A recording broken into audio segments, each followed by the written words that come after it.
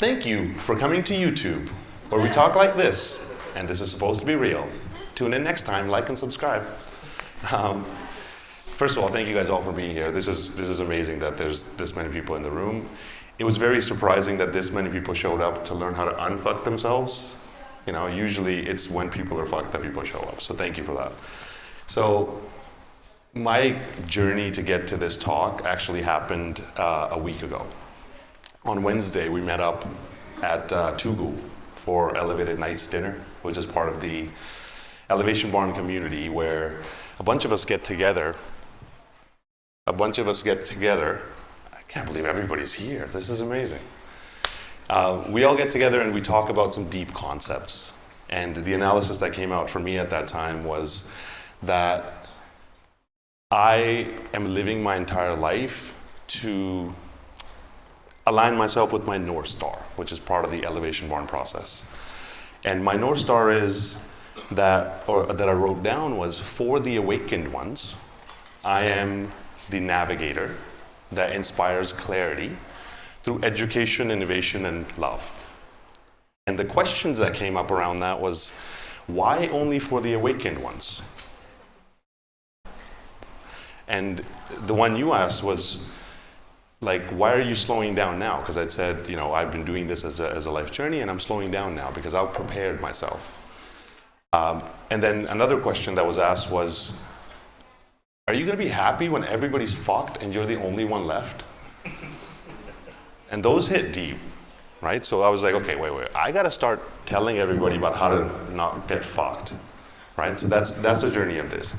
Because I spent my entire life, from when I was 15 until now I'm 35, focusing on looking at the world through these frameworks. And they have allowed me to predict what's going to happen in the world with very good accuracy. It's not because I'm some kind of genius, it's because you can just look back at history and you can see what's going to happen. So there is so much fuckery coming up that most of us don't even realize. Right? First of all, who here feels like the world's getting fucked? Okay, so for all of you, we're going to help you understand about how there's a beautiful world coming up. Who here doesn't feel like the world's getting fucked? We're going to show you how fucked you really are. All right? We got other friends, chat around, they'll give you a lot of stories, right? But we are moving into a world which barely makes sense today. And the reality we're moving into is going to be completely unfathomable, right? We're moving into a world where the idea of intelligence, human intelligence, becomes insignificant. Where we have artificial intelligences that are first the intelligence of humans, then 10 times, then 100 times, then 1,000,000 times. We are moving into a world where humans being needed to work becomes a completely redundant idea. Where robotics are able to do an infinite amount of work. An infinite number of robots can do an infinite amount of work. And human bodies being needed to do this work completely becomes a joke. It's a world where the idea of owning spaces won't make sense to the future generations. If you've heard you'll own nothing, you'll be happy, that's literally it. But it's also, in that world, people will experience a non-local reality inside of metaverses where an infinite number of universes and an infinite number of experiences become available to you for free. And if you've ever put on one of those headsets, like who here's put on a VR headset? I remember you put it on, he just put it on and he went into just the home screen and he was like, oh, we're fucked. Like, I put it on, did a thing, I was like, oh, we're so fucked. I gave it to a friend, and we were just in separate times. He puts it on, goes into a first-person shooter, he's like, oh, we're so fucked. We gave it to a kid, and he just disappeared. He was gone for 3 days. He just kept recharging it, and he just stayed in his room. We had to go find him, like, is he dead, right? But that's the world that we're going to. And then in that world, we have value moving in a new way. Where this idea of, you know, having a bank account and money, me having to choose where my money goes, completely shifts. It moves along digital rails, automated, mostly by robots and AI, controlling the movement of money, which is crypto. And most people and businesses haven't understood this concept. Because what happened is we, mostly, all of us, were raised in a world that was a linear world. For the last 70 years, we've had this world that grew linearly. Ford made one car, then two cars, then 3, 4, 5 cars, and they had to keep adding more resources into it to grow those companies. Around 1990, we moved to an exponential world, where instead of growth happening 1, 2, 3, 4, 5, growth started to go from 1 to 10 to 100 to 1,000 to 1,000,000. And those are network models that started to grow. That's why today, Google, which is just a bunch of computers, is worth 1,000 times more than Ford ever was, which builds actual things. So we don't understand that we're moving into this world, which doesn't make sense. Now, this is what that world looks like. We all lived in this part of the world. Slow growth takes decades and decades at a human scale. You know, you can think in this time. As of 1995, I can't do this. I'll just scream. It's okay. I'm very loud as a person, right? It's just weird having this thing like talking over me, right? Technology, am I right? So this is the world that we were raised in. Nice and slow growth, predictable things. For thousands of years, we had agricultural growth. This is the world that our parents were raised in. And this is the world that we've gone through now. For the last 25 years, we have gone in the hockey stick part of the exponential age. But now with AI, we are going parabolic in the exponential age. Intelligence, parabolic. Robots, parabolic. Quantum computing is going to take things to levels which we can't even understand. So in the human side, in the real world side, that's what's happening. That how we work, how we communicate, how intelligence is shared, all of that is changing. But on the monetary side, things are changing even more. And this is the cause of it. Everything is tied in the world to money. I'm sure that's not a surprise to anybody. What happens in the real world happens because Wall Street needs it to happen. By Wall Street, I mean banksters and the people who own the world. But this is a really important concept to understand, that we are always in a long-term debt cycle. And this debt cycle is a cycle where interest rates go up, which slows down money printing. This red line's money printing. And that creates prosperity and peace and stable times because money isn't being flooded into the system. As interest rates come down, more and more debt gets borrowed into the system because it gets cheaper and cheaper to borrow debt. And at some point, interest rates go to zero, so free money is flooded into the system. And from that point, money printing goes insane. The last time this happened was 1929. We had the 1929 crash in the markets. Interest rates went to zero.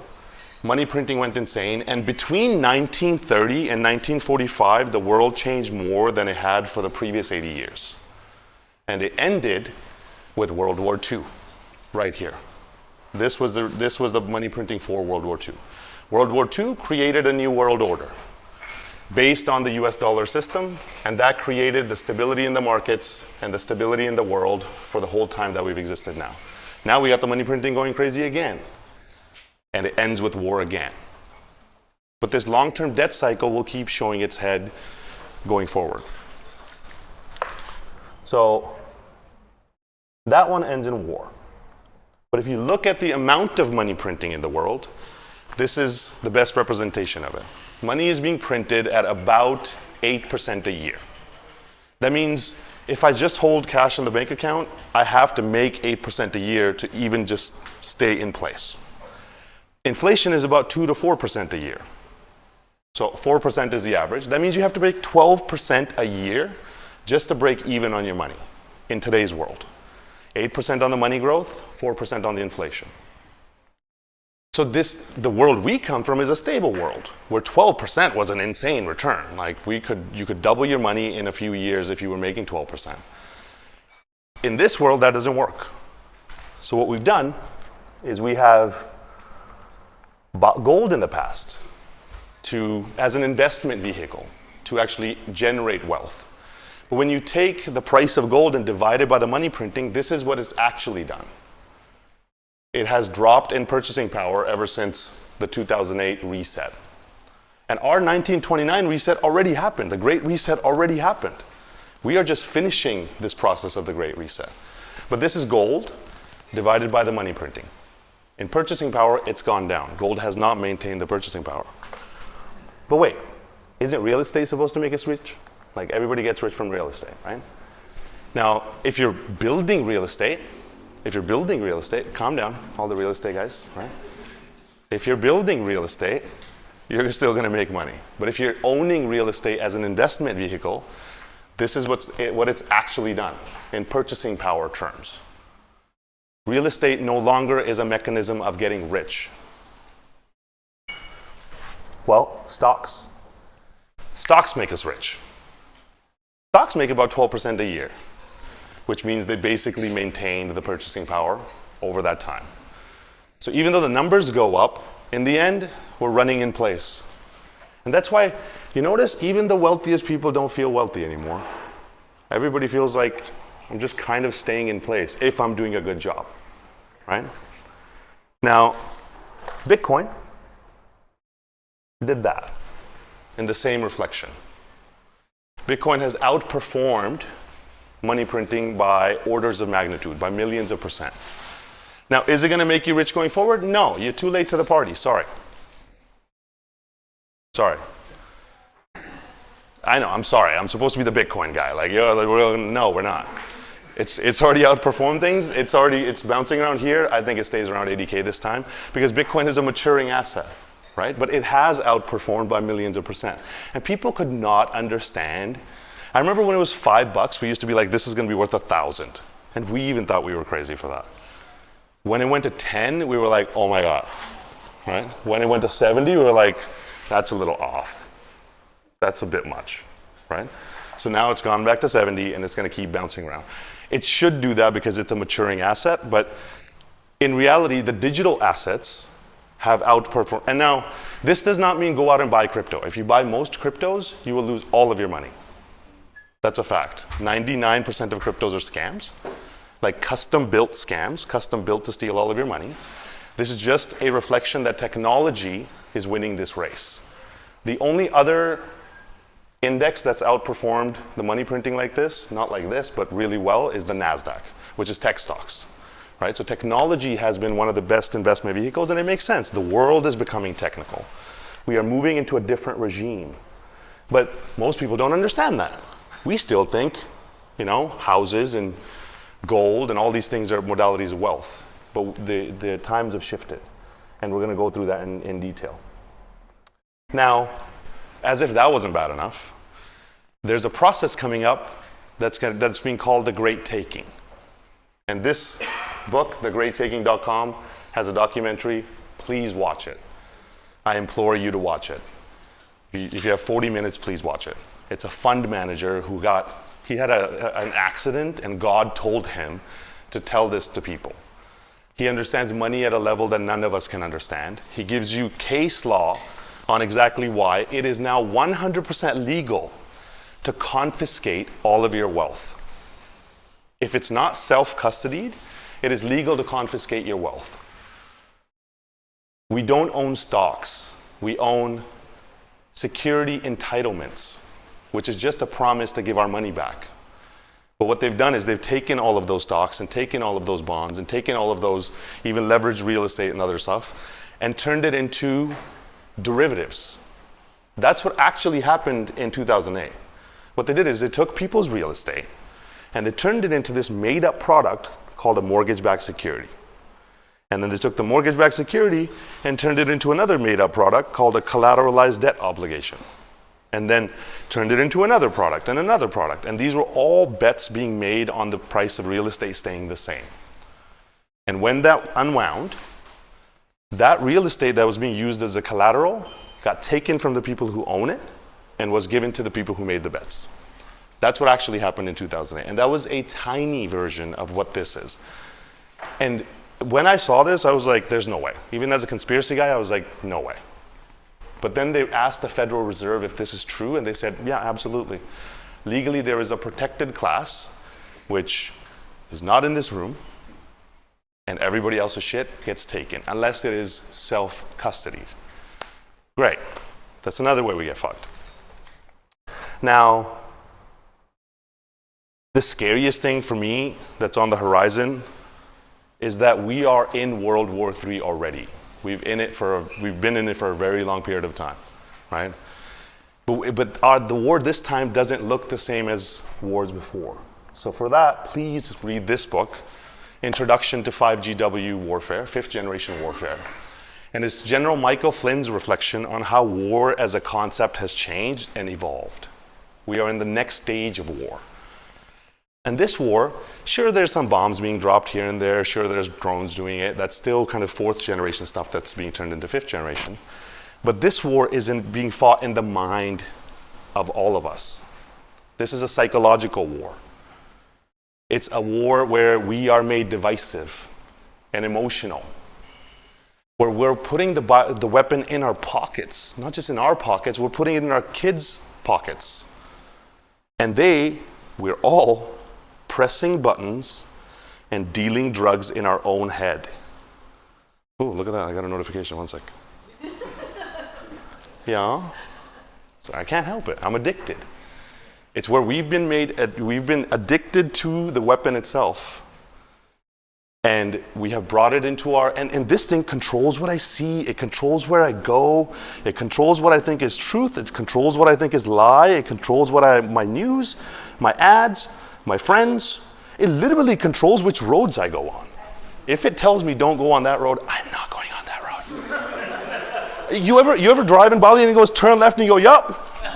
And you're like, this can't be it. This is some Ibu's house. People drive into the water because this thing tells us to do it. Right? That's just one step. That's just a psychological part of it, right? Then there's a cyber aspect to this war. Yeah, so, everything's great. Everything's fine. Like and subscribe, guys. Okay, so that's the world we're going into. And if you're sitting here like, first of all, this guy's saying a bunch of stuff that's triggering me, or this stuff I haven't heard, or good, that's my job. Is to shake you awake, because you're fucked. Pick your poison, right? But then what's the solution? We can't all just talk about problems all day, right? Let's talk about the solutions. The solution is, one of the solutions is an ancient solution, right? We have a tendency to look at time in a linear manner. We think of time as something that happens one after the other, and all the events are a cause and effect of the event before. And we think that this hasn't happened before. But ancient history teaches us, and ancient cultures have always seen time as cyclical. Time is just cycles playing out again and again. If you read the Vedas, we talk about the Kali Yuga, which is happening now. You listen to any cultures, they will talk about how this has happened many times before. The same way that seasons follow each other, the seasons of humanity follow each other. So my solution to this whole thing is understanding what's going on. Because I could look at all these things and go, oh my God, oh my God, oh my God, oh my God, oh my God. Or I could just think, this is just a thunderstorm. It's rainy season. I know it doesn't feel good, I know it looks dark, but it's just rainy season. So what season are we in? Please read this book, which is The Fourth Turning. It's a great generational reflection on how different generations come along and cause patterns of history to repeat. And this book was written in 1997. It predicted all the stuff with the internet. It told me that around 2005 something's going to happen, probably a financial event, happened in 2008. It told me in 2020 is going to be the beginning of the climax. That's why I was ready to sell everything the moment COVID happened, and I sold everything within a month, and I was here 6 days before COVID, because it's written in the books, and these kind of reflections go a very long way in helping you understand. It also highlights how there's always a total war. This is 2025, is the timeline that it says around when total war should happen. Before that was 1945. We had World War II. Before that was the Civil War. Before that was the American Revolution. And it happens like clockwork. This isn't anything new. It's just the seasons playing out like they have played out always. But we are in this winter process, which is called the crisis. It started in 2005, and it'll probably end in 2030, most likely by 2032. Now, if I know that's the season, then I prepare for that season like that season. But actually, let's not just focus on this. Look at this. There's a spring coming. The Great Awakening. The greatest times in history happen here. This is where we revolutionize the world. This is where we build a completely new, beautiful world that creates a high of cohesion and love and connection and protection of nature. And all those things we've been dreaming of come here between 2030 and 2055. That's what I'm focused on. I can't wait for that. This is just the forest fire. It gets bad around here, but here the forest grows. But understanding those dynamics goes a long way in calming down any nervousness we may have about it. So, if we're getting fucked and shit is getting crazy, you know how we get unfucked? We prepare for it like a season. It's just a season. It's winter, so I just put on some extra stuff. I stop living like it's summer or fall, right? Stop assuming the world is like that, and I get ready for the world to be revolutionized. Now, another way to look at this same reflection that really worked for me was The Changing World Order by Ray Dalio. If you can read this book, please read this book. But if you have 45 minutes, please just watch this one talk. Because this is his life's work put together into helping us understand how everything that's happening today has happened before. And it gives you a clear understanding of how the world order is changing, how it will play out, how it's played out in history, and how this is, again, just a normal part of the seasons. And the world order is not changing from America to China or America to Russia. Like, we're done with that world. The world order is changing from national to one world, with one world entities, the World Health Organization and the World Bank, and a bunch of three-letter agencies that are not from any country, using currencies which are not based in any country, like Bitcoin and crypto and all these things. Using accords which supersede countries. We are in an age controlled by artificial intelligence, which is from nowhere, and yet everywhere. That is the world that we're moving into. But understanding this goes a very long way in helping you understand that on one side, yeah, we're fucked. Because the world order is changing. And it never in history changed without complete and utter total war. But on the other side, it helps me understand that actually that is what's required for us to change things. Like when I asked who here thinks the world's fucked, we raised our hand. Yeah, but we thought the world was fucked the whole time, didn't we? Like, come on, we're destroying the earth, we're consumptive, we're greedy, we're selfish. Me. I want a villa, I want this, I want cars, I want all this stuff. We're changing to a new world where that won't happen, and that's what's required for this changing of the world order is required for that to happen. So, how do you unfuck yourself from there? You, one, prepare for that shift happening, and if you're here in Bali, you've already prepared. You have left the melting down west, and you've come to the rising east. And you're already in a boat that will rise on its own. Because this money printing and this whole next 60 years of growth is going to happen here. And if you're here and you have your kids here and you're going to be raised here, you're going to love it. Hopefully you stay here though. Okay? But hook into that new world. There's a digital world being developed, right? There's artificial intelligence being developed, right? There's cryptos and all these things that we just talked about.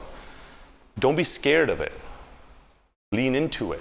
It's like all the people that were there when cars were invented, and they're like, cars are the worst technology. I like horses pooping everywhere, right? And we were like, yeah, horses are gonna go to shit. When cars came in, horses became way more valuable. Like today, a horse is way more valuable than it was back then. Then when the internet came, we were like, no, I'm Kodak, and I love the stuff, no digital cameras, right? I'm Blockbuster. I like making you rewind the tape and pay $37 every single time you keep it for 3 seconds extra, right? But the entire world, the world didn't care. If you're a business who did not lean into the internet world, you got wiped clean. And now the level of change that's happening is coming so quick that you're probably feeling it today.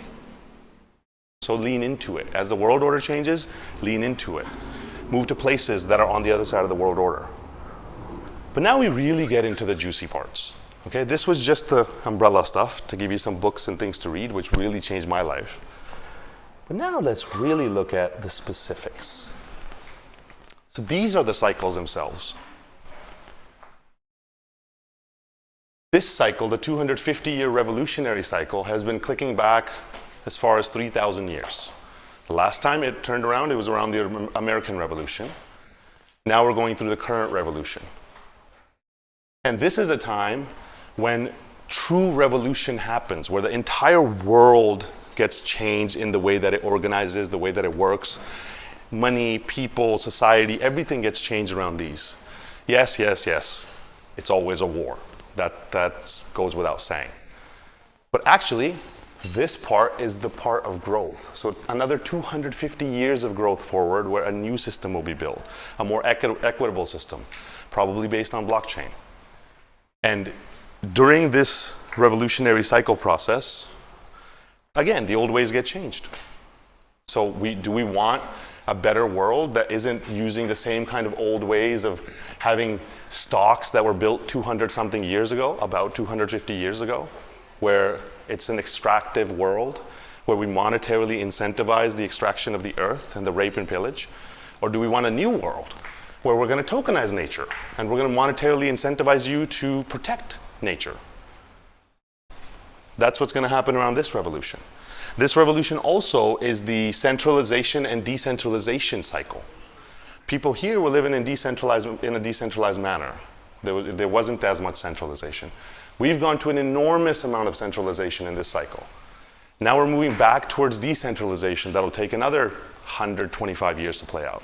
And that's what all of this crypto is decentralized world is. It's coming at the right time because that is how the world works. You know, everything plays out cyclically. Now, it's okay, well, how do we unfuck ourselves from this? Just, again, hook into that new world. Let go of this world. If you're still hooked into this world because that's what you know to be true, sorry, it changed already. The monetary version of it is done. And we have another 7 years left before it will be unrecognizable to you. So let go of it. Actually learn to move with the times. Or don't. Technology does not care. At the same time, you're seeing the 84-year populism cycle, which comes around tyrants. And these are times where things get bad enough that humanity looks for strong men to lead them out of bad times. It's the Hitlers of the world. It's the Putins of the world. It's the reason why the guy who grabs pussy is in power. Why? We would never let that guy run the world. And I love him. Listen, I'll tell you, I love the guy. He's hilarious. He's made politics funnier than anybody. Like seriously, like politics was boring until he shows up. You know, Biden put you to sleep. But still, like we would never let that guy run the world. But we are. Why are we? Because we're in a time where we'll just beg for any strong human to come along and just give us some resiliency and power. But actually, these are the times where we are the most vulnerable. We get divisive. The moment I said his name, half the room went down. They're like, I instantly don't like this guy. You liked me all along, but I just said I love Trump. Am I a bad guy now? No, right? It doesn't matter. It does not matter. The whole point is to make us divided against us. And we become divided, and then we beg for specifically those people to come into power, and that's what's actually going on. The technology is making us divided. Now, on one side, yeah, we need strong leaders to actually do something. But on the other side, for us, the way we get unfucked is don't get divided. We're just people. Think whatever you want. Do whatever you want with your life. I respect you and love you for it, and I will always fight to the death to allow you to do that. Period. Whoever you are. Just don't hurt people. But just the more divided we get, the more all of this stuff actually plays out, the more the actual poison works on us. So the way we unfuck ourselves from all this populism is just don't get divided. The point is to divide us. And of course, financial cycles, they just keep playing out. And it's the same old roller coaster, and those ones you don't even need to worry about. They just come along and go and come along and go. It's just pumps and dumps in the markets.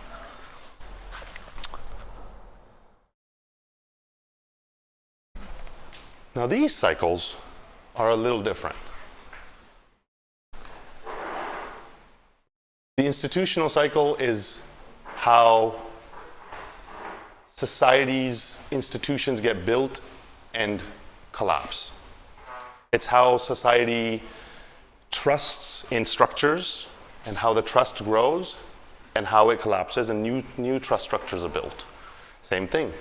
Trust was high, markets were high, everything's great, roaring 20s. And then we get to a point where the markets peak and all of those old structures fall apart between 1920 and 1945. And then we have the new way of the world built, stability, care, the good times. And right around here, around the 2020 mark, all of that starts to fall apart. You know, you may have noticed we used to trust governments. We used to believe them when they said, we actually want to take care of you. Somebody used to believe them. You know?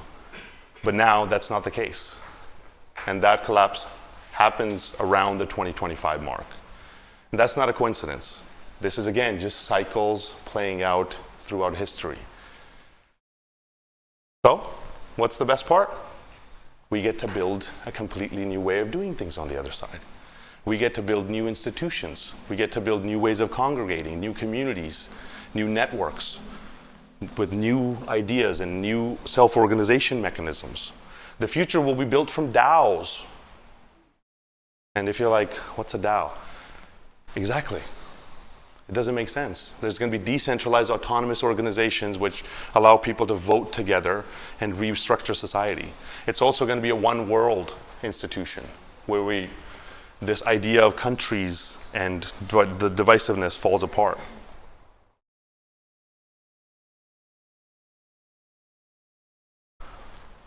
Am I putting you to sleep yet? Good. There's more cycles. We got socioeconomic cycles going on. There's a 50-year cycle. These cycles are how society lives and how economies work. Even that is coming to an end. How we've lived has come to an end in this last little time. We've had a great amount of growth in the way that we lived, and it's improved a lot. Now it's changing completely. Locality as a concept is disappearing. So if you're somebody who still thinks about real estate in the way of, commercial real estate, look at commercial real estate. At one point, it was a great idea to have offices in Manhattan. Today, buying offices in Manhattan is about as dumb of an idea as you can get. It's because society is restructuring the way that it lives.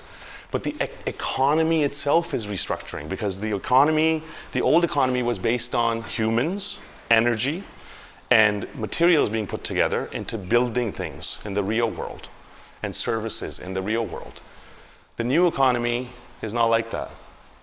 The new economy is robots, AI, quantum computers, energy that becomes cheaper and cheaper over time, and billionaires pulling asteroids down with 10,000 quadrillion dollars of metals on them. That's why all these billionaires are going to space in the first place, which completely changes the way all of this stuff even works. So even the greatest minds have no idea how the economy looks beyond 2032. Because making money as a concept is about to disappear. And that's why you'll own nothing and you will giggle. And all of this has never lined up this perfectly in history. All of these cycles. And I could just keep showing you cycles, and they have all never lined up this perfectly around such a short period of time in 3,000 years of history. And because of that, everything is being reskinned in front of us. Now, what do we do about institutional cycles? Build new institutions. What do we do about socioeconomic cycles? Live in a new way, restructure society in a new way. The future society is going to be a sharing society where you don't need a car will pick you up, drop you off, and somebody else will use the car. We won't own real estate.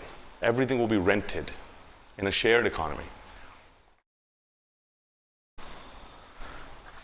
Now, AI is probably the biggest shift that's going to come in this. Like, who knows what Aladdin is? Not my cousin who rides around on a carpet. Aladdin is, what is Aladdin? You guys all know what Aladdin is.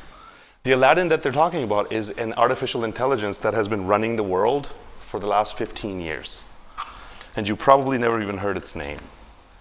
BlackRock created an artificial intelligence called Aladdin that was fed all of the trading data from BlackRock. And it was so good at trading that their competitors came to them and asked them for that same AI, and their exchange was, you give us your data and we'll give you the AI. So BlackRock and their competitors are all using this same AI to make trading decisions. Today it controls over 21 trillion US dollars of assets, which is more than all of the dollars in the US. And nobody even knows its name. That thing controls the markets through and through. So if you're somebody who's participating in the markets thinking all of this stuff is naturally happening, it's absolutely not.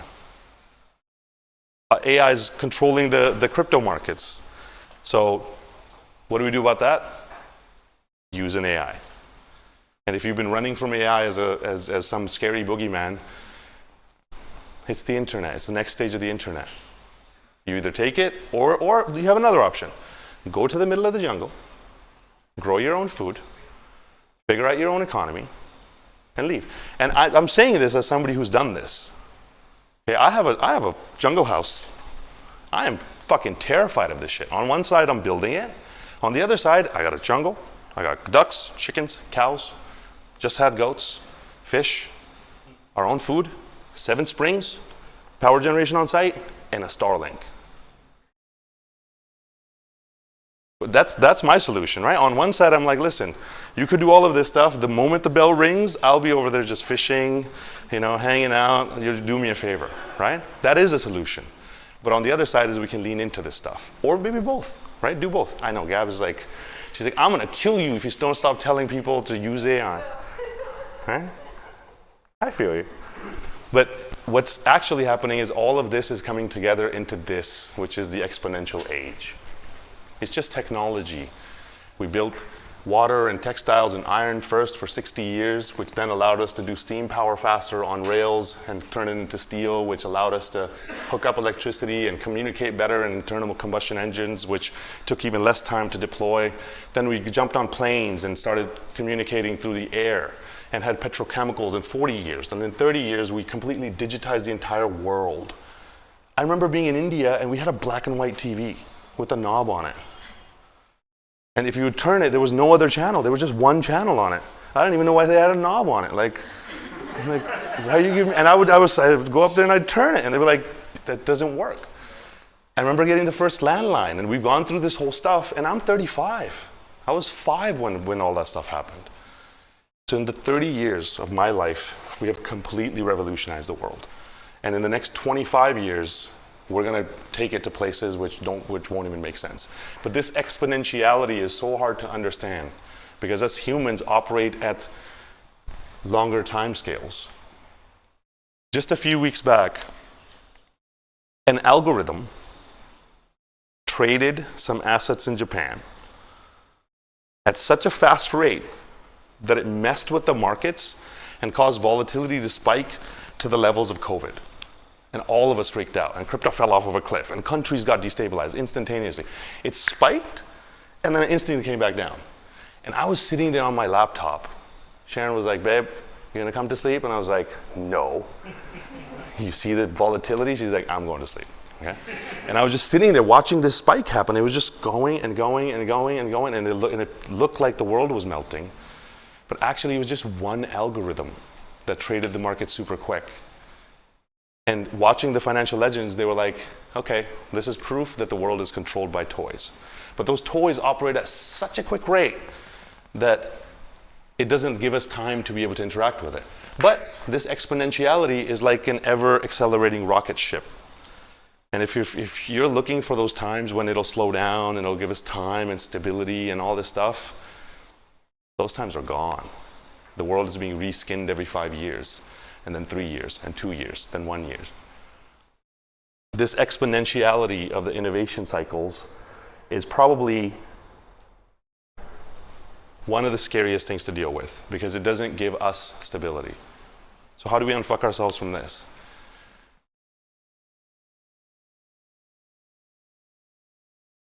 All this stuff is out there. All this is happening out there. This isn't happening in here. In here, we're still the same. What really matters is what always used to matter, which is love, health, care, purpose, connection, belonging, humans. You can do all of this stuff, fine. Change the markets, change all this stuff, then what? Still gonna love hanging out with my friends. Sunsets still look great. Love still feels the same. You know what? Hugs are still valuable. They're not going anywhere, right? As a matter of fact, now I've started living life through snuggles and sunsets. Like calculating the amount of snuggles and sunsets. She's gone already because she's like, oh, he's gonna talk about snuggles and sunsets again. But seriously, okay, all of this is happening out there, but what's happening in here? Because it's all just to make us destabilize and make us crazy and feel like the world is going bananas, but actually it isn't. It's just the season. It's just what is supposed to happen. Am I gonna fight it? No. Why? Because I'm snuggling. You know what I mean? So yes, learning about it is great. Yes, please read all of these things, but please, just snuggle. There's snuggle parties in Ubud? No, a friend told me about it. I heard. There was snuggle parties, right? Where you go and you just snuggle random people and stuff. It's really nice, actually. Yeah.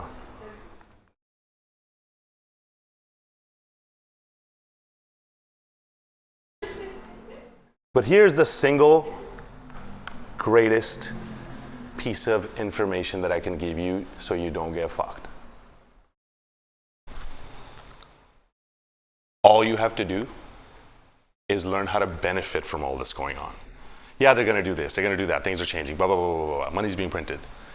But actually, when money gets printed, the right assets go up. We can see how much money they're gonna print and when they're gonna print it. And by they, this is the Federal Reserve's current expenditure. So it's basically how much interest they have to pay on their debts. And it's such a beautiful correlation that as their interest payments go up, they print a bunch of money. And this was a little cough. 2020, somebody started coughing and it was like, hey, we gotta print $11 trillion, people are coughing. Okay? So it was like, they're running out of money, debts go up, and then it's like, hey, well, guess what's happening again? But if this is how much money needs to be printed when the world is shutting down, we're about to print the entire world's money supply again. And I've had to look at this chart so many times, I've had it verified by people, and we're about to print the entire world's money supply before the middle of 2025. Now, is it gonna be perfect? No. There's times when they let the pain continue. And then all of a sudden there's an event. If something was to happen before the end of this year, I wouldn't be surprised. Before the end of this year, Klaus Schwab has said, there will be mutating cyber attacks. That's the best I can do. I would have to shave my head to go and get any closer, okay? He said there's gonna be mutating cyber attacks. And they've outright said that the next cyber attack will make COVID look like child's play. And they said before the end of 2025. Right now, there's bird flu summit going on right now where they're gaming out what it looks like when half the people in the world are dead. That's the kind of shit that needs to happen for us to print this much money. Because they need an excuse to print this much money. Now. Sorry, that's meant to be of the Fed. This is the balance sheet of the Fed. So right now, yep. We're in an environment where that may be coming down.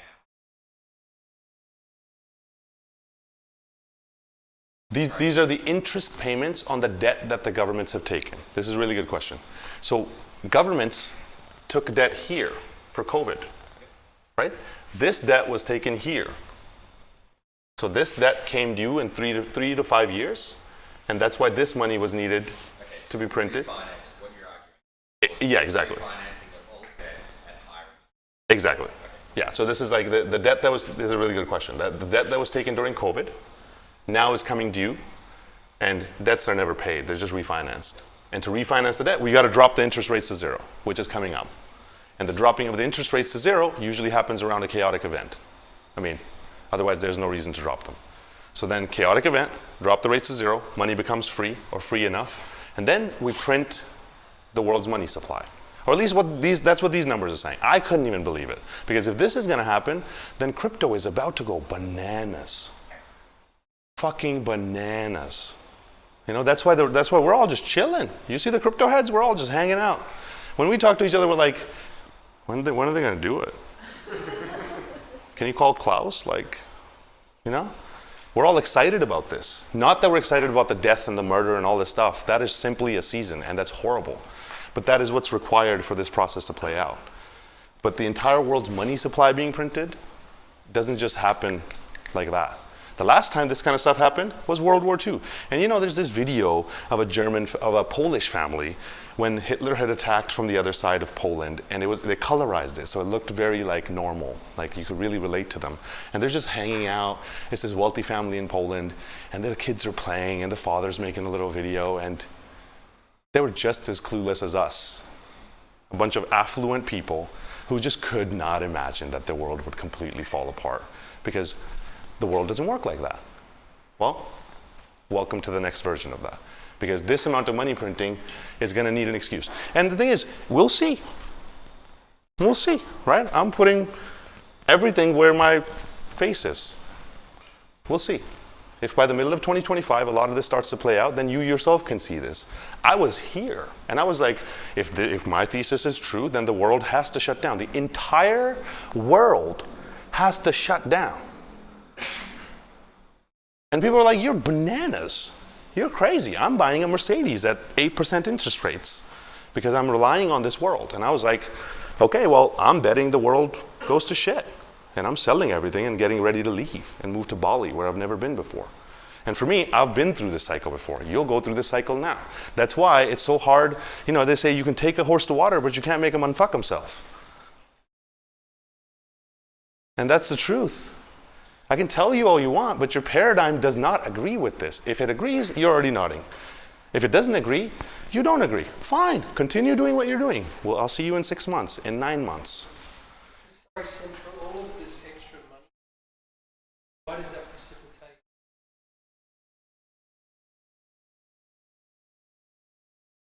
Prices go up. Yep. So what's First of all, the shutdown is that there's war games being done around the shutdown that I'm attending. That's my concern. It's like, why are we haven't done this for years now. Why are we now wargaming all of this stuff? And learning from history, the last time there was Event 101, which was a war game of COVID, a few months later, that exact thing happened. Now there's a bird flu summit, which is wargaming the next pandemic being released. And a pandemic has already happened as we speak. So am I supposed to then sit there and think that all of a sudden this won't happen? And my thing is, the reason is because you need an excuse as big as the money printing. You don't get to print the entire world's money supply without us rising up. We printed 700 billion US dollars during 2008, and we occupied Wall Street. People literally sat in Wall Street and said, how dare you print $700 billion? We print $1 trillion every 100 days now. They increase the debt $1 trillion every 7 days now. So for this amount of money printing to happen, for 20 trillion US dollars, and all of this, and Euro has to do the same, and all these different central banks have to do the same, the excuse needs to be massive. And the usual liquidity money printing stuff doesn't work, because if you print the entire world's money supply, you just took half of my money, and I will fight to the death to make sure you don't do that. But now you got to convince me to let you do that. And that's this process playing out. And I'm saying, look, there's a real chance that none of this happens. And then you can be like, Sim, you're an idiot. That would not be the first time, and that won't be the last time, right? I am an idiot. I'm dumb enough to stand here and say all of this stuff. You know what I mean? I am an idiot. Please disprove all of this. Please do your own research. I paid thousands of dollars, and this is coming from research firms that do $80,000 a year minimum subscription to do this kind of research for hedge funds. They must be idiots. Or Ray Dalio, guy runs the biggest fund in the world. He must be an idiot, right? We're all idiots, but at least listen to it. Or at least try to disprove it, at least look into it. And if it plays out like that, by the middle of 2025, we will all see what happens. But the point was, how do I benefit from it? I just buy the dip. I just buy the fucking dip. I just buy the dip. That's what we call it in crypto, which is if the whole world's going digital and the transition is going from the physical to the digital and these networks are going to be the networks where robots and AI trade value, which is what crypto is, we just go in and we just buy the dip. You just find good assets and you buy them in this panic and ride this wave up and make money from it. And once you have that wealth, once you have that money, then you have the ability to do something about all of this stuff. As much as we love to talk about how money is the problem in the world, actually it's the only thing that actually gives you the power to do something about it. So my solution is, if they're going to print this much money, I just buy the dip. That's why 12-year-olds are becoming billionaires while billionaires are going bankrupt. Now, Just ask a question here. So I get the whole tech. yeah. I would have thought though that if we're actually heading into an environment of lower interest rates again, that actually real assets typically great environment. You own your house, you said actually therefore assets could actually just as well as others. Absolutely. Real assets will do great. They will not outperform the money printing, as they have not done in all of ever since 2008. This money printing has been going on since 2008. On average, real assets have not gone anywhere, right? If you buy a house and it goes up in value, great. Can you get more houses? No. If I buy a Bitcoin and it goes up in value, can I buy more houses? Yes. Right? So like my quality of life can improve from the digital side of things going up. Has gold made people rich? No. Have stocks made people rich? Not on a nominal basis it has. And the world isn't going to anybody who owns commercial real estate right now understands that. Anybody who owns real estate should also understand that, right? And just let it play out. Think about this. Yes, they will go up. But they're about to introduce an unrealized capital gains tax on homeowners. Australia is about to do it. Kamala's already talked about it. In these times, if you watch that Changing World Order talk, capital controls are the name of the game. Capital controls mean that your ability to generate wealth gets limited. Your ability to move wealth outside of the country gets limited. That's about to happen. If you're Russian, anybody Russian in here? No. If you're Russian, it happened overnight. It was like one day you're a billionaire with a yacht, the next day it's all gone. Why? Because they said, you're Russian. And everybody went, yeah, but that's Russia. Like, yeah, but they're people just like the rest of us, right? Then it was like, Canada, they just went for a protest and just legally protested stuff, right? They're like, never gonna happen in Canada. I'm from Canada. And they were like, happened to you? Yeah. Okay. Like, how dare you legally protest? Done. Right? So that's what's coming in this world. That's what's happening live. But try it. Try to get rich using real estate. Let me know. If you're building real estate and selling it, that's not what we're talking about. That's a legitimate business. You're okay, Arna. Okay? But if you're using it as an investment vehicle, it doesn't make sense. Now, we're going to tokenize it and do a whole bunch of stuff. But my point is, the simplest thing I can do is click one button and then do what? What do we do? Nothing. We just click one button and do nothing for like 2 years, 3 years. And then we just click another button, poof, numbers on the screen. That's the end of real estate investing forever. Well, that's just a short-term thing. I think you'll own nothing and you better get happy with it. For the rest of time. Yeah, because owning things as a concept is about to disappear. I know, I can't even rationalize it in my head. But this is what the people who run the world are telling us. You will own nothing, you'll be happy. Owning things and generating wealth as a concept is about to disappear. We're about to move to a world where currencies get digitized, and you get universal basic income. Everybody just has money dropped into their wallets. How? You think we... I come from a Greek family that said, why is me Right, so it's not like it's just going to happen every single place all at once, right? Different cultures will react to it differently. The West is probably going to just jump on board. I don't know how it happens, but this is where everything is headed. Because think about it like this, like, if you have kids, how much of their time do they spend in the house or outside or using spaces?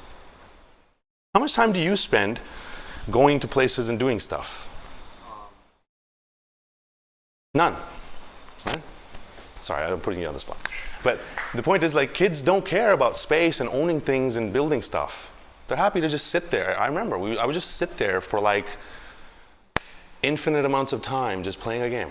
And you put that thing on my head, I don't care about a space. I can experience a digital space. I can connect with humans from the globe in digital metaphysical spaces. Wait until you jack it into my head. You think I'm gonna care what villa I have?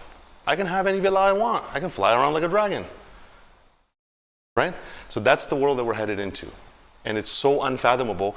The greatest minds, like Raul's, he advises hedge funds and the greatest, sovereign wealth funds. And he has no idea how all of this stuff looks going forward. He's even said it. He's like, we got 6 years to get rich. That's it, right? And how that's going to look, I have no idea. Now, on one side, yes, people are going to go back to the earth, go back to the land, hands in the dirt. That's why I literally have dirt stuck in my hands. On one side, we are going to go that way, and that their land and the soil is going to become sacred again. But on the other side, building structures and raping and pillaging the earth to constantly build more and more luxurious things because we all want to have this. Well, that's got to stop if we want to protect the earth, right? So that's the direction that we're going. This is the best reflection that I have. Take it or leave it.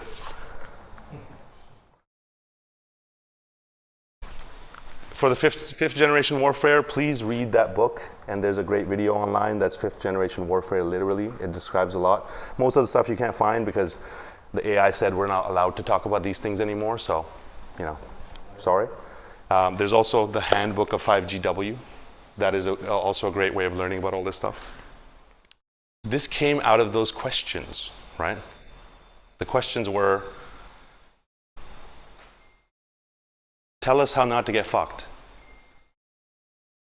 I've told you, it's unbelievable, isn't it? Doesn't make sense, but that's how not to get fucked. Why, the question was, why are you slowing down? Because I'm too old for this shit. I'm done, because if COVID didn't wake you up, and you're thinking the world is completely normal again, then it's over. Then it's literally over. Sim is not gonna wake you up, right? And then the question was, why aren't you helping the awakened ones? Because you can't wake up a man who's pretending to sleep. And I'm a child. What am I going to tell some adults in the room that hey, everything you know is different? No, I can't do that. But the question you asked hit the deepest. It was, Sim, what are you going to do? When everything goes to shit, you're going to be the one with your crypto and you're going to be happy, you little shit? And I was like, fuck, he's so right. He's so right. So it isn't time to slow down. It's time to lean into this stuff. It's time to dig deeper, and it's time to come together to make all of this happen. So what are the action steps we can take? What are the literal action steps we can take? Please, please, please, please, please try to prove me wrong. And if you do, I will happily admit I am wrong. I have been wrong a lot of times in my life, more than I have been right. So please, read these things and find other things. Share that data to me. Let's have discourse about it.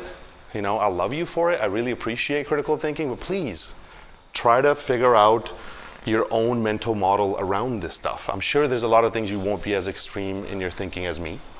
But please, think through all of these things. Build your own mental models. If anything, at least include the possibility of this stuff playing out in your future thinking, in the strategy of how you're thinking about life. Right? At the least, just think about these changes happening. A lot of the stuff I said is obvious to you. Hopefully it's making more sense. And these dynamics are playing out because they just play out like that. Now, being able to make decisions from that makes a lot of sense. There's a $100 million real estate project that's about to start in Ubud.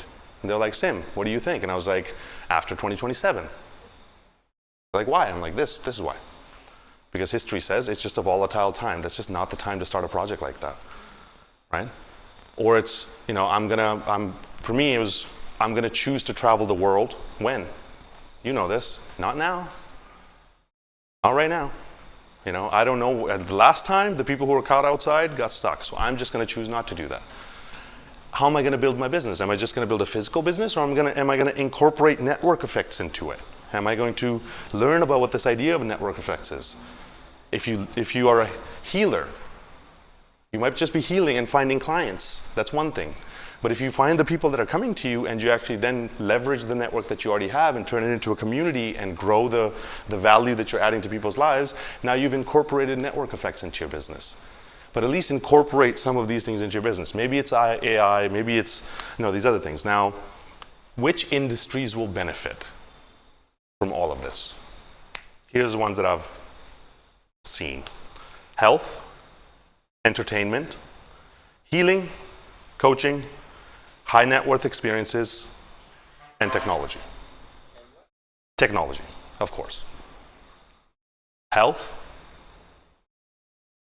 entertainment, healing, coaching, high net worth experiences, and technology. Because a lot of the things that are human to human interactions become priceless in this world.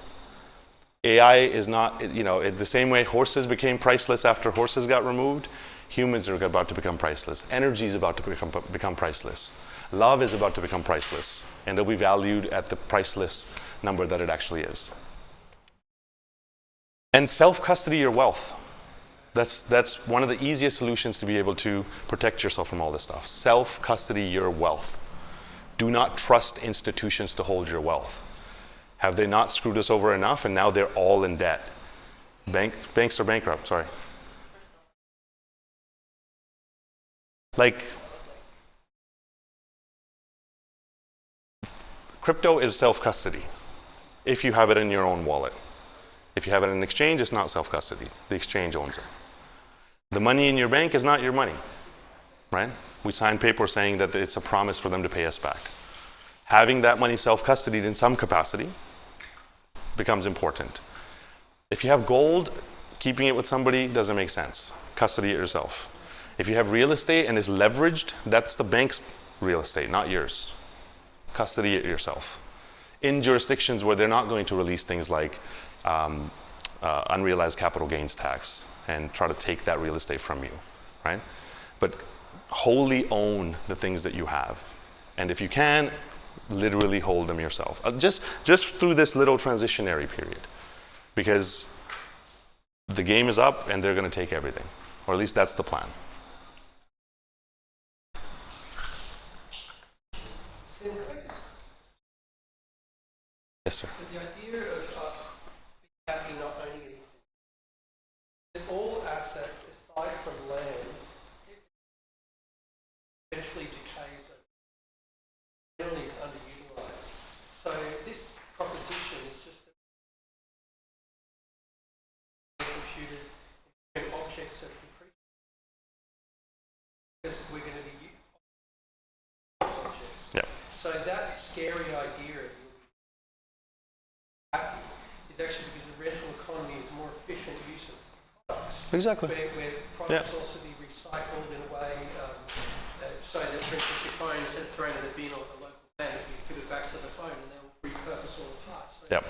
there's good cause for that direction. Mm-hmm. But I would just say that I think that Sure, it would appreciate in value. Denominated by what, is my question. If it's denominated by the dollar, it'll appreciate in the dollar. But the dollars are getting worthless over time. It's about the denominator, not what's above.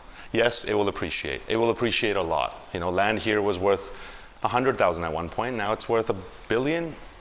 Then it'll be worth $1 trillion. Who cares? It's just numbers on a screen, right? It's the actual wealth. It's the quality of life we can gain from that appreciation that's the real matter, right? And right now, the ability of being able to withdraw that, take an asset and convert it into quality of life for your loved ones is what's under attack. And the thing is, you will get to do all of that. Sure, you'll get to get wealthy as long as you have a digital ID, as long as you have the right social credit score, as long as you've been allowed to, you've been poked 16 times, and hopefully had your DNA modified, as long as you don't say the wrong thing on social media, as long as you don't do this and don't do that and don't do that and don't do that. Absolutely. Then you'll be allowed to have a bank account. And inside of that bank account, you will have money that you're allowed to do certain things with. That's programmed from the beginning. Your assets may go up in value. Now, you're 100% right that there will be the asset owners, right? The asset owners are the ones who will actually have the ability to do something about it. The ones who exist in the currency system will not. But the vast majority of us exist in the currency system. And we're holding assets that are being confiscated in front of us because we still have trust that that's not going to happen. And land is going to be tokenized. Tokenized. Yeah. So land's going to be turned into a digital product. I'm doing it live. We're all doing it live. And the ownership of land will not look like the ownership of land used to look, right? The biggest takeover is happening in nature. Natural capital is being tokenized. BlackRock has said that they're going to 5 to 6x the entire asset pool of the earth by tokenizing nature. Just the thin air that nature sequesters, the carbon nature sequesters, is going to be turned into a valuable asset. And the ones who understand that are going to become the kings of the world. And the vast majority of people who don't understand that are going to suffer during that transition. And it's exponential. So it happens so quickly that most people will not even realize that it's happening. You know, yes, the positive side of it is everything will be shared. We will have much less resources required to service everybody. We will, we'll be Airbnb-ing the entire world. It's fantastic. Because I'm a firm believer in that. I'm like, I don't need to own anything. I already don't own anything real. Like, I guess these shoes and some clothes, and even those, like a few of them, that's it. I don't need to own a house. I don't need to own even that farm. It's not my farm at all. It's my Balinese brother's farm, Booty. I just gave him a bunch of money and I was like, build a house. And he's like, whose house is it? I was like, it's your house. Can I have the key, please? And he's like, absolutely, I love you. Here's the key. It should be his house. It should remain with him. If our relationship is one of love, then okay, he'll let me stay there because I'm his brother. Otherwise, why do I need to own it? What right do I have to come here and buy things from these people and take their generational land? For what? Some paper? That's my belief. I'm not saying again, not judging anybody else. And I'm super happy that people are building real estate. I'm tokenizing it, right? But there's different ways to do it. So I'm going to shut up. This has already gone too long. Then my kind of final message. We're going to have questions coming up. My final message is this. The single most valuable asset in all of history through all of these cycles that has never gone down in value, that is impossible to take from you, is Bitcoin. No, I'm just kidding. Is love. Money is just a storage mechanism of love. What we call assets are just there so that we can sell them and show love to our loved ones and people around us. The solution to divisiveness is love. The solution to tyranny is love. The solution to the hard times is love. The solution to the good times is love. It's all just love. And we've forgotten a lot of that. Yeah, in Bali we're floating this high above the ground and we're all about love. But the world has forgotten about love. But let's not forget through these times that the only solution we have, the only thing that can't be taken from us is love. And the only thing that grows, one of the few things that grows when it's shared and given is love. So that's the solution. Thank you.